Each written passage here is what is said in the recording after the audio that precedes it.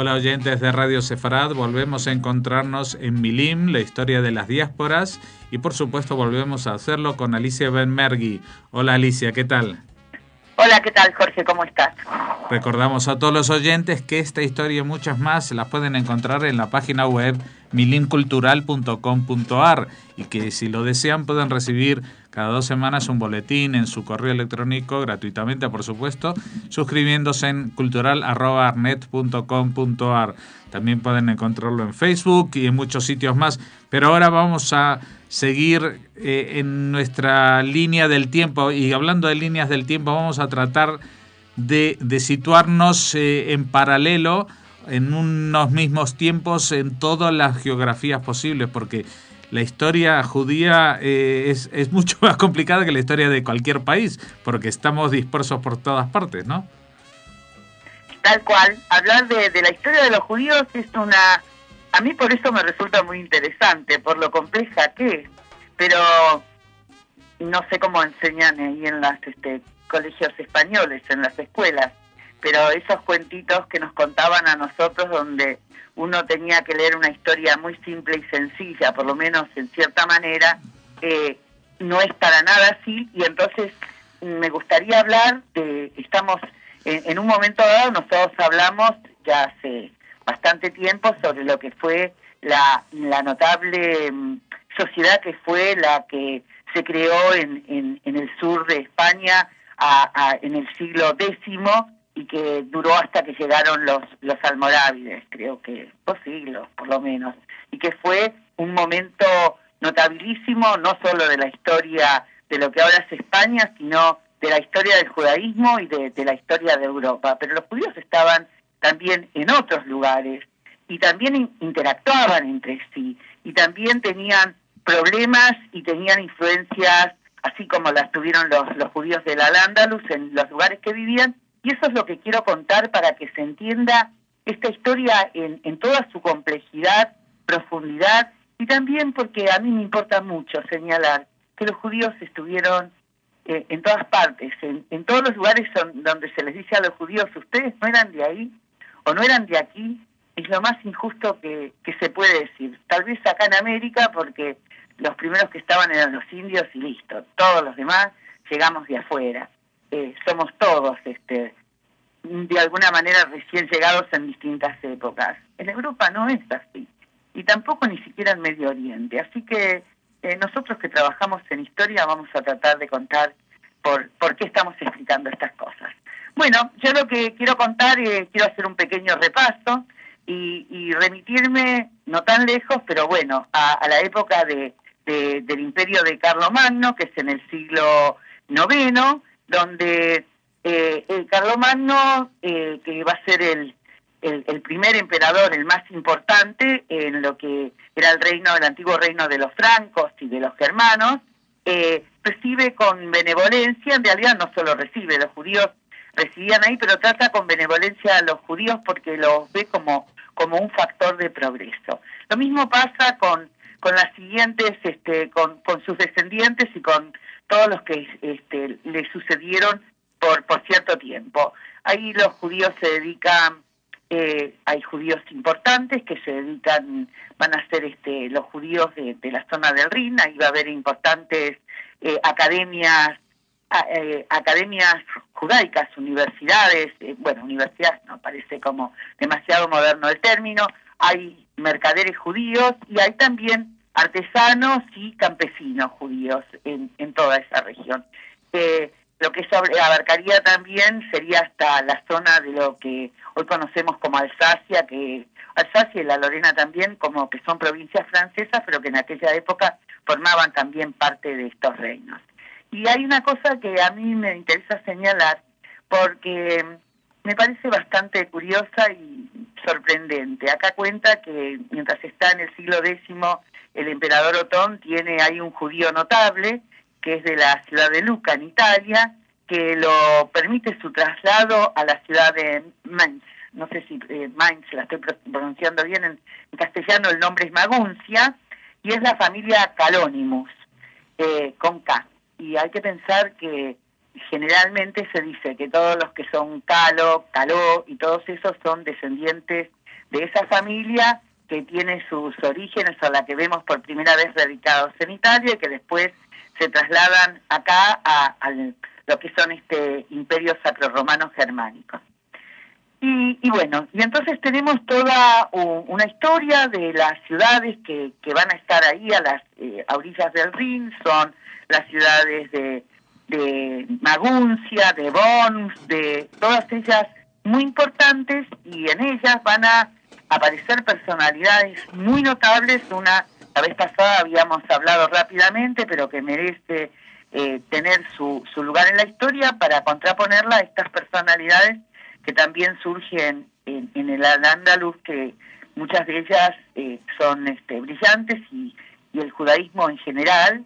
El judaísmo es deudor de todas estas personalidades, pero también y alguien como el Rabí Gershom Ben Yehuda, que era el Rabenu Tam, y que también fue llamado Luz del Exilio. Él vivió entre el 960 y el 1028, y pasó la mayor parte de su vida en Mainz,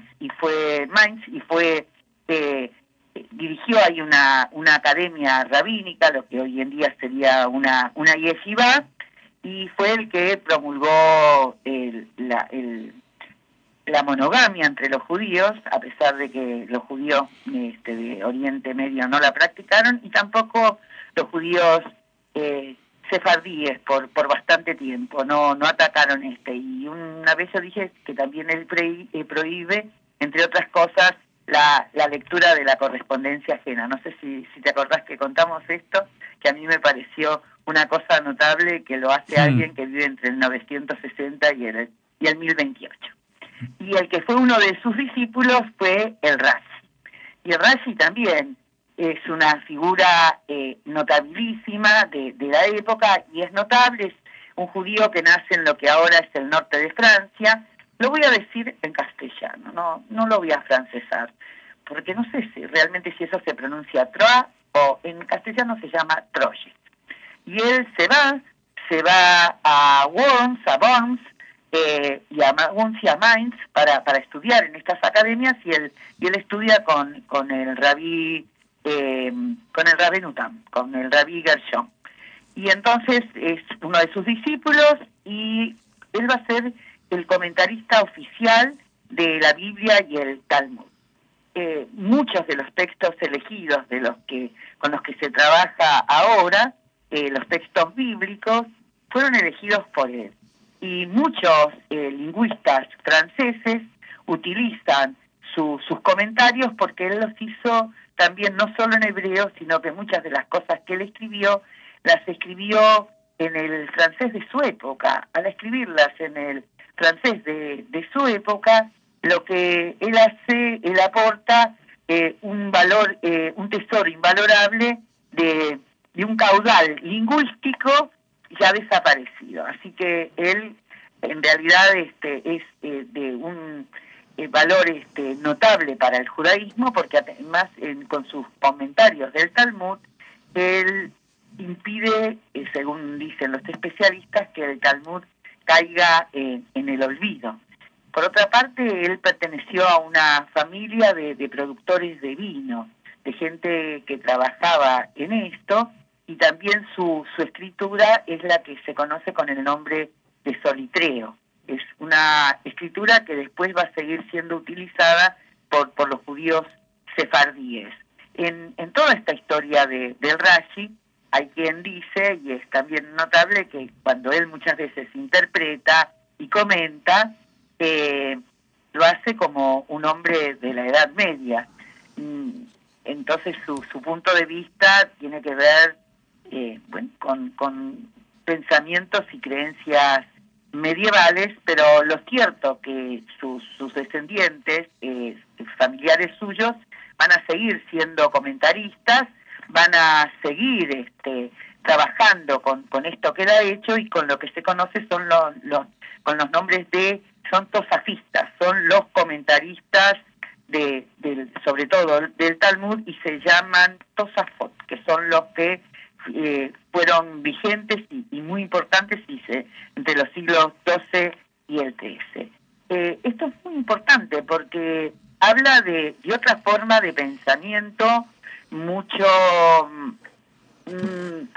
mucho menos brillante tal vez, o no sé cómo decirlo, porque lo que hace la gente que está ahí pensándolo con cabeza del siglo XXI, lo que hace la gente del andaluz es extraordinario e increíble, lo hace en contacto de la notable cultura árabe que existió en ese momento. Es importante entender que ese es el momento, el del andaluz, más culminante, digamos, o el más brillante de lo que produjo la cultura árabe. Y estos judíos están ahí también provistos de todo su bagaje intelectual, de toda su tradición de estudio y lectura, y también ellos producen las cosas más brillantes de su época, de la que no cabe duda que el judaísmo askenazí es como heredero en cierta manera, no se puede pensar en dos líneas separadas, al contrario, muchas de las cosas que ellos producen después van a ser tomadas y adaptadas por el judaísmo askenazí. Son cosas diferentes. Esta gente que está en estas academias de estas ciudades del Rin son estudiosos, son gente que trabaja de otra manera, pero también con una extraordinaria disciplina y a veces influidos también por el medio cristiano. Son dos variables. Lo que hay que entender al judaísmo es que también es producto de su tiempo, de los lugares y de las culturas con las cuales está en contacto, y esto es muy importante entenderlo. El judaísmo no es tan impermeable, no es tan ajeno a las ideas y a los pensamientos que circulan en otros medios que no sean los propios. Esto es todo el tiempo así. Los judíos han influido mucho dentro de la cultura europea, y no solo a partir del siglo XIX, como habitualmente se piensa, sino que lo han hecho también en la Edad Media. Siempre pienso cuando lo veo al Papa o a la gente de la Iglesia luciendo lo que se llama en castellano solideo, pero son nuestras kipot. Tiene que ver con haber tomado también hasta un símbolo de la vestimenta judía para reforzar más todo ese viejo carácter hebraico que tiene también en sus inicios el cristianismo. Y bueno, también los judíos a su vez fueron influidos, y a veces fuertemente, por el pensamiento, las ideas y todo lo que se produce intelectualmente y religiosamente en los lugares donde residen. No sé si tengo tiempo para que sigamos charlando o seguimos hablando de esto en un próximo encuentro. Yo creo que mejor vamos a seguir en un próximo encuentro. Esto nos ha servido para ubicarnos un poquito al este de Al-Ándalus, qué pasaba en esa época, incluso un poquito antes, porque estábamos hablando desde la época de Carlomagno. Así que ya la próxima vez seguiremos a partir de lo que hemos llegado hoy. Vamos a recordar a los oyentes la dirección de la página web es www.milimcultural.com.ar, y para suscribirse al boletín cultural@arnet.com.ar. Muchas gracias, Alicia Benmergui, por habernos acercado a la figura de Rashi y a través de él a todo este ambiente de estudios y de profundidad tanto en el oriente como en el occidente de Europa en esta época de la Edad Media. Muchas gracias. Gracias a vos y hasta nuestro próximo encuentro. Y a la gente que nos escucha también un afectuoso saludo.